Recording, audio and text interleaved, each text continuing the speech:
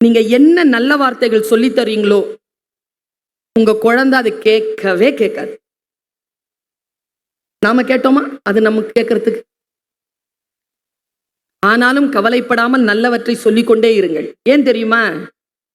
உங்களுக்கு முன்னால அது நீங்க சொல்லி தந்ததுபடி நடக்காது. ரொம்ப வார்த்தை சொல்ற முத்து நீர்த்துளி வந்து சேருது, முத்தான வார்த்தை. நீங்க இப்போ உங்க குழந்தைக்கு சொல்லுகின்ற நல்ல அறங்கள் உங்களுக்கு முன்னால் அவர்கள் பயன்படுத்த மாட்டார்கள். ஆனால் இந்த உலகத்தில் அவர்களுக்கு முன்னால் சவால்கள் வந்து விழுகின்ற பொழுது அதை சந்திப்பதற்கும் அதை ஜெயிப்பதற்கும் நீங்கள் சொல்லி தந்த அறம் பயன்படும். அந்த சொற்களை மிக கவனமாக வையுங்கள். யாரை நீங்கள் பின்பற்றுகிறீர்கள், யார் குரலை கேட்கிறீர்கள்? அந்த குரலை கேட்கின்ற பொழுது 1008 டிஸ்ட்ராக்ஷன் வரும். அந்த டிஸ்ட்ராக்ஷன் எல்லாத்தையும் உதிர்த்துட்டு நீங்க போகணும்னு சொன்னா, இந்த டீச்சரா ஒரு அம்மாவா உங்களுக்கு சொல்லித்தர, இந்த பிசாசை நிறைய பயன்படுத்தாதீங்க, தேவைக்கு பயன்படுத்துங்க. இவங்கெல்லாம் ஏஐன்னு உசுப்பேத்துவாங்க. I am a real teacher.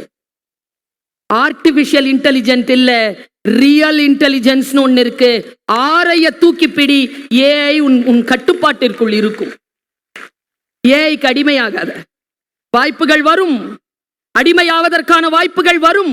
ஆனாலும் அதை தாண்டி மனிதன் நிற்க வேண்டும் என்றால் அவன் தன்னுடைய ரியல் இன்டெலிஜென்ட்டை பயன்படுத்தி ஆக வேண்டும். அதை நோக்கிய பயணமாக உனக்கு இருக்க வேண்டும் என்பதற்காக நான் இதை சொல்கிறேன். கான்சன்ட்ரேஷன். உன்னுடைய நோக்கம் எதுவாக இருக்கிறது, உன்னுடைய இலக்கு எதுவாக இருக்கிறது என்பதிலே நிதானம் கொள். ஃபர்ஸ்டா வர்றது பிரச்சனையே கிடையாது, ஃபர்ஸ்டாவே வந்துகிட்டு இருக்கிறது தான் பிரச்சனை. ஃபர்ஸ்டா எவன்லாம் வரானோ அவனெல்லாம் ஜெயிச்சுட்டே இருக்கிறது தான் பிரச்சனை. சைன் பண்ண என் குழந்தைய, பெற்றோர்களை சைன் பண்ண கற்றுக் கொடுங்க.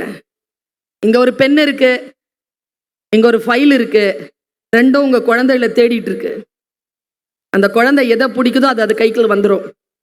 ஃபைல் வந்துருச்சுன்னா கேபின் தட்டிட்டு போய் எவனாவது வச்சிருப்பான் பென், சைன் வாங்கணும். பெண்ணை பிடிச்சிட்டாங்கன்னா எவனாவது ஃபைல் எடுத்துட்டு உள்ள வரலாம், கையெழுத்து போடணும். ஆனா பிடிக்கிற பென் கிரீன் பென்னா இருக்கட்டும். வா, எதுவாக இருந்தாலும் வைய தலைமை கொள். வைய தலைமை கொள்ள வேண்டும் என்றால் சில குவாலிட்டிஸ் நம்ம கிட்ட இருக்கணும், சிலரை தியாகம் செய்யணும். இந்த ஆண்கள் இருக்கிறீங்கல்ல, பெண்களும் இப்ப வந்துட்டாங்க, ஆனா அவ்வளவா இல்ல. இந்த வீட்டில் இருக்கிற ஆண்கள், குடும்பஸ்தர்கள், இந்த போனை நீங்க பயன்படுத்துற மாதிரி 8 மணிக்கு தானே வீட்டுக்கு வரீங்க, இதை சுவிட்ச் ஆஃப் பண்றது,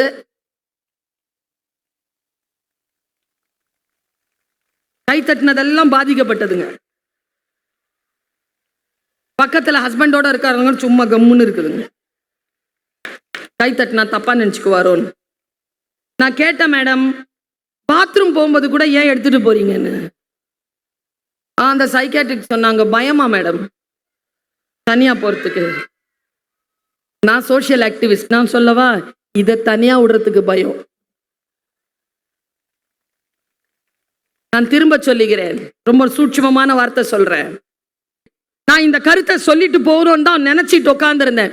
ஒரு 2 நிமிஷம் ஆகும், பரவாயில்ல சொல்லிட்டு போறேன். 2 நிமிஷம் ஆகும், கேட்டுட்டு போங்க. நாம் எல்லோரும் யார் தெரியுமா? ஒன்றும் இல்லை, அந்த பிள்ளைங்க ஏன் கத்துறாங்க தெரியுமா?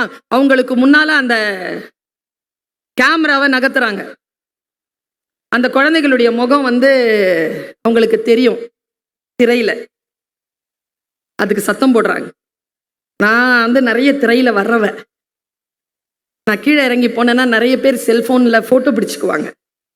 இந்த மாதிரி செல்போன்ல போட்டோ பிடிக்கிறீங்கல்ல, உங்க எல்லாருக்கும் சொல்லித்தரேன்.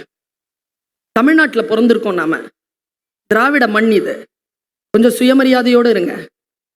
எப்படி இருங்க தெரியுமா? போட்டோ பிடிக்கிறீங்கல்ல, போட்டோல தோன்றுனீங்கன்னா புகழோடு தோன்றுங்க, இல்லை என்றால் தோன்றலின் தோன்றாமை நன்று. புகழோடு தோன்றுங்க. நீங்க எப்படி இருக்கிறீங்களோ உங்க குழந்தைகளுக்கு சொல்லித்தாங்க. சுயமரியாதை சொல்லித்தாங்க உங்க குழந்தைக்கு. யாரையும் பார்த்து இப்படி பார்த்து வியக்காதன்னு சொல்லித்தாங்க. யாராவது இப்படி பார்த்து வியந்துட்டே இருந்தா நான் குழந்தை, வியக்கிறவன் வளர்ந்துகிட்டே இருப்பான். இது கீழே பார்த்துட்டு கை தட்டிக்கிட்டே இருக்கணும். புரிஞ்சுக்க சொல்லுங்க. வியப்பது வீழ்ச்சின்னு சொல்லி கொடுங்க. புரிந்து கொள்ள வேண்டும், பணிவுடன் நடக்க வேண்டும், கற்றுக்கொள்ள வேண்டும். இதுதான் மாணவர்களுடைய முதல் தகுதி என்பதனை நீங்கள் அந்த குழந்தைகளுக்கு சொல்லியும் சொல்லாமலும் தெரியப்படுத்தி கொண்டே இருக்க வேண்டும். அவர்கள் கோலோச்ச வேண்டும் என்றால் இந்த தகுதிகள் வர வேண்டும். நான் பைபிள் ரொம்ப இதுவா படிப்பேங்க. நான் ஏதோ இது கிறிஸ்டியன் இன்ஸ்டிடியூஷன்றதுனால சொல்லல, எனக்கு ரொம்ப பிடிக்கும் பைபிள். அது சொல்ற பல விஷயங்கள் நம்முடைய வாழ்க்கையில சும்மா கேட்டு நடந்தாலே போதும். நீங்க அதுக்கு கிறிஸ்துவரா இருக்கணும்ன்ற அவசியம்லாம் இல்லை. நான் உண்மையா சொல்றேன் பாருங்க, திருக்குறளை படித்து திருக்குறளின் வழி நடப்பதற்கு தமிழர்களாகத்தான் இருக்க வேண்டும் என்ற அவசியம் இல்லை. உலகத்தில் யார் வேண்டுமானாலும் அதை படித்து கொண்டு வரலாம். வேதங்கள் அப்படித்தான். நான் ஒரு பையனை உங்களுக்கு சொல்றேன். இங்க இருக்கக்கூடிய இந்த பெற்றோர்கள் இருக்கிறீங்கல்ல, உங்க வயிற்றுல கடவுள் ஒரு கருவை கொடுத்தான்ல, அந்த கரு வந்து இப்ப குழந்தையா நிக்குது இல்ல, அந்த குழந்தைக்கு என்று ஒரு நோக்கத்தை இறைவன் வைத்திருக்கிறான். நோக்கம் இல்லாமல் குழந்தைகள் பிறப்பதே இல்லை. இறைவன் பூமியில் குப்பைகளை எறிவதே இல்லை. யாரையும் போல் ஆக்குவதற்கு முயற்சி செய்யவே செய்யாதீர்கள். என்கிட்ட வந்து கேட்பாங்க குழந்தைகள், மேடம் உங்களை மாதிரி பேசணும் மேடம். என்ன மாதிரி தான் நான் பேசிட்டு இருக்கிறேனே, என்ன மாதிரி எதுக்கு நீ பேசணும்? நிதியமைச்சராக வாங்கன்னு சொல்லுங்க. அது ஏன் நிர்மலா சீதாராமன் மாதிரி வரணும்? எனக்கு தெரியல. பக்கத்துல உட்காந்து இப்ப கேட்டுக்குவேன் ராஜசேகர் சார் கிட்ட, ராஜ்குமார் சார். அவர்களாக வரட்டுமே. Don't compare yourself with anybody. It's a greatest insult for your own. Hitler. Don't compare yourself. You're unique. நீ ஒரு செடியில 2 பூ இருந்தா கூட 2 பூவும் வேற வேற பூ தான், ஒரே பூ கிடையாது. ஒன்னே கிடையாது, வேறதான். உங்ககிட்ட இருக்கிற சுண்டு விரல் இந்த 800 கோடி மக்கள் கிட்ட யாருக்கிட்டே இல்லை, உங்ககிட்ட மட்டும்தான் இருக்கு. You are unique. நான் பைபிளை படிக்கிறேன். பைபிள்ல ஒரு கேரக்டர் வருது, சிம்சோன் அவனுக்கு பேரு. குழந்தைய வயிற்றுல கொடுத்த உடனே கடவுள் சொன்னாராம் அந்த அம்மாட்ட, நீ திராட்சை ரசம் குடிக்க கூடாது, முடி வெட்டக்கூடாது குழந்தை பிறந்த உடனேன்னு. அப்ப அந்த குழந்தைக்கு திராட்சை ரசம் ஆகாது, முடிதான் அந்த குழந்தையின் பலம். இது ரெண்டும் அசிரீரி சொல்லிருச்சு. குழந்தை வளருது. ஷார்ட்டா முடிக்கிறேனா, குழந்தை வளருது. அவ்வளவு பெரிய பராக்கிரமசாலி. ஒரு எலும்பால ஒரு பெரிய சிங்கத்தையே அடிப்பான். முடி இப்படி இருக்கும், ஹேண்ட்ஸம் ஃபெலோ. அவன் மனசுல ஒரு சின்ன வார்த்தை விழுந்துருச்சு, ஒரு பொண்ணு. எல்லாருமே ஏன் தெரியுமா தப்பு பண்றாங்க? சோகமா இருக்கிறதுனால. நான் ஏன் குடிக்கிறேன்னு தெரியுமா? சோகம். யாரு இவனை இவன் லவ் பண்ணானோ அந்த பொண்ணு சிம்சோனை லவ் பண்ணலையாம், சோகமாயிட்டான். அந்த மாதிரி சோகமாறதுதான் சாத்தானின் கூடாரம். ஒருபோதும் குழந்தைகளை சோகவயப்படுத்தி விடாதீர்கள். அந்த சூழலை அனுமதிக்காதீர்கள். நீதான்டா ராஜா என்று சொல்லி வளருங்கள்.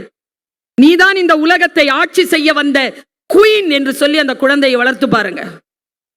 ஒருபோதும் உங்க குழந்தைய கீழே விழற அளவுக்கு செதைச்சிடாதீங்க. அவன் மனசுக்குள்ள அவனுக்கு சோகம் வந்துருச்சு. என்ன தெரியுமா பண்ணாங்க? இந்த உலகம் சுத்திக்கிட்டே இருந்தது அவனை சாவடிக்கிறதுக்கு. அவன் இருக்கிறதுனால அந்த சமூகத்தை அண்ட முடியல. எவ்வளவு முயற்சி பண்ணாங்க, அவனை வெல்ல முடியல. அவன் ரொம்ப சோகத்துல குடிக்க ஆரம்பிச்சிட்டான். அவனுக்கு குடி பகை, குடிச்சிட்டான். அவனுக்கு ஒரு பொண்ணு வந்தா அவனோடு சேர்ந்து சுத்துறதுக்கு. அவ பேர் தெலீலாள். இப்போ இருக்கிற பசங்களுக்கு சொன்னா புரியும். Bestie, not lover, no wife, no girlfriend, bestie. கூட சுத்திக்கிட்டே இருக்கும், எந்த பொறுப்பும் கிடையாது. நான் இங்க நிறுத்துறேன். எல்லார்கிட்டையும் சொல்றேன், நான் என்னையும் சேர்த்து தான் சொல்றேன். Don't take anything for granted. Have gratitude. உங்ககிட்ட புருஷன் இருக்கா, உங்ககிட்ட புள்ள இருக்குதா, உங்ககிட்ட மனைவி இருக்கா, உங்ககிட்ட அம்மா அப்பா இருக்காங்களா, உங்ககிட்ட சொத்து இருக்கா, உங்ககிட்ட வண்டி இருக்கா, உங்ககிட்ட இளமை இருக்கா, don't take for granted. Have gratitude.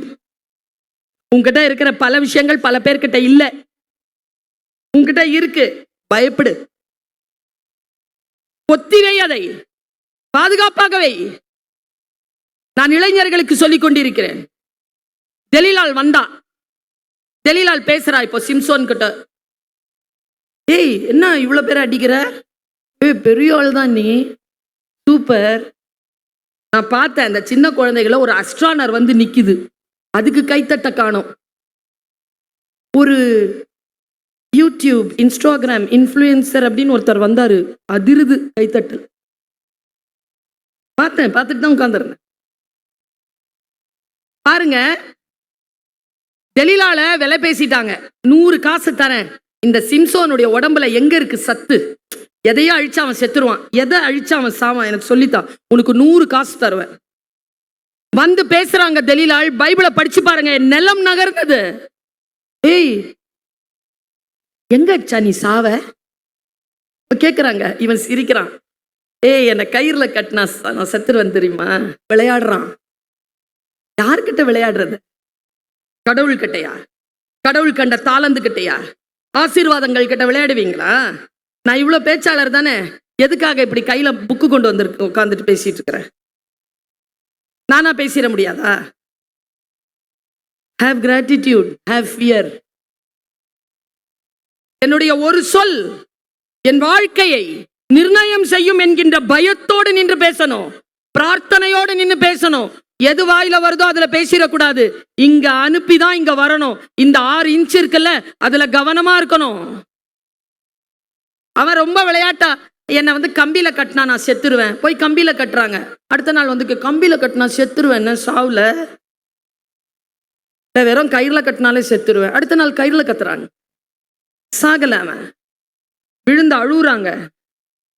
படிச்சு பாருங்க, எந்த சமயத்தை சார்ந்தவர்களாக இருந்தாலும் சிம்சோனை படிச்சிருங்க, உள்ள வளர்க்கறதுக்கு பயன்படும்.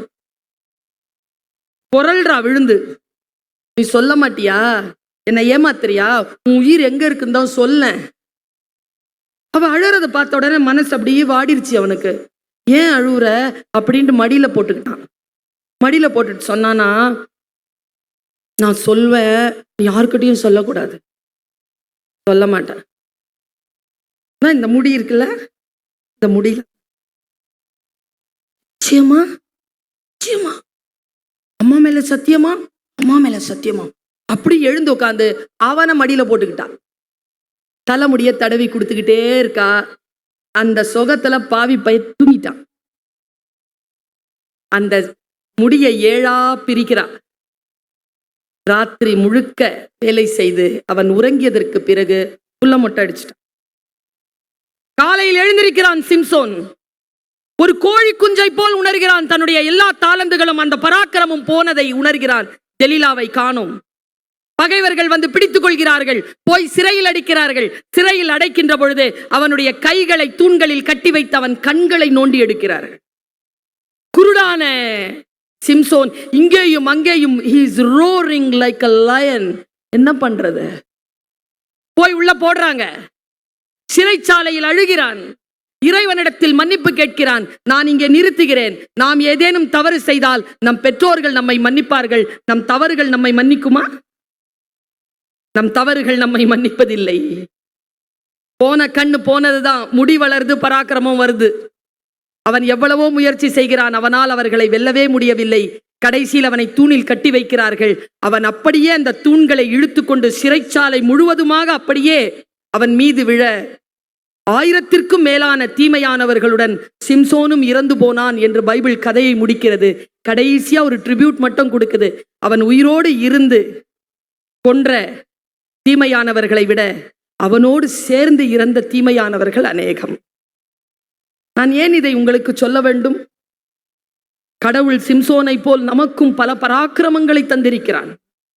எந்த காரணத்திற்காகவும் எந்த பலவீனத்திற்காகவும் யார் மேலேயும் பழி போட்டு அது இல்லாமல் செய்யாமல் இருக்கின்ற கடவுள் கொடுத்த எல்லாவற்றையும் பாதுகாப்பாக வைத்து அடுத்த கட்டத்திற்கு இறைவனுடைய வழியின்படி அதை செலவழிப்பதற்கு அந்த குழந்தைகளுக்கு சொல்லிக் கொடுங்கள். டோன்ட் டேக் ஃபார் கிராண்டட் என்று சொல்லிக் கொடுங்கள்.